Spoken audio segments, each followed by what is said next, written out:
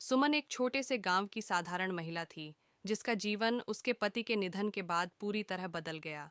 वह अपनी 8 साल की बेटी नेहा के साथ अकेली रह गई थी। पति के जाने के बाद सुमन ने कभी सोचा नहीं था कि उसके जीवन में प्रेम फिर से दस्तक देगा।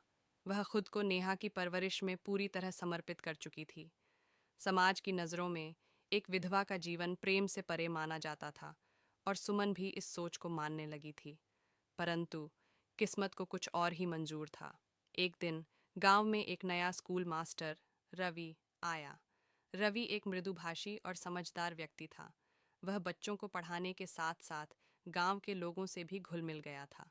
जब नेहा ने स्कूल जाना शुरू किया, तो उसकी तारीफें सुन सुनकर सुमन ने भी रवि से मिलने की इच्छा जताई। पहली मुलाकात में ही रवि ने सुमन को एक सशक्त और संघर्षशील महिला के रूप में देखा। धीरे धीरे रवि का सुमन के प्रति सम्मान और स्नेह बढ़ने लगा। वह सुमन के संघर्षों को समझता था और उसकी सराहना करता था। सुमन भी रवि के विचारों और उसकी सरलता से प्रभावित हुई। रवि का नेहा से स्नेहपूर्ण व्यवहार भी सुमन के दिल को छू गया। नेहा उसे अपने पिता की तरह मानने लगी थी, और यह देखकर सुमन के मन में एक नई उम्मीद जागने लगी।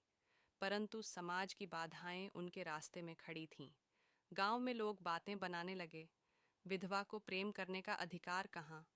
सुमन के मन में भी डर था, क्या वह समाज के बंधनों से परे जाकर अपने दिल की सुनेगी। रवि ने सुमन को समझाया, हमारा जीवन हमारा अपना है और हमें इसका फैसला खुद लेना चाहिए। नेहा के लिए भी यह जरूरी है कि उसे एक पूरा परिवार मिले, जहाँ प्रेम और समझ हो।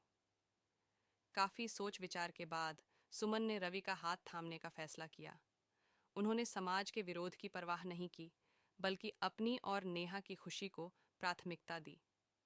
धीरे धीरे गांव वालों ने भी उन्हें स्वीकार किया, क्योंकि सच्चा प्रेम हर बंधन को तोड़ सकता है। सुमन की कहानी यह सिखाती है कि प्रेम किसी भी परिस्थिति में संभव है, और यह हमें जीवन में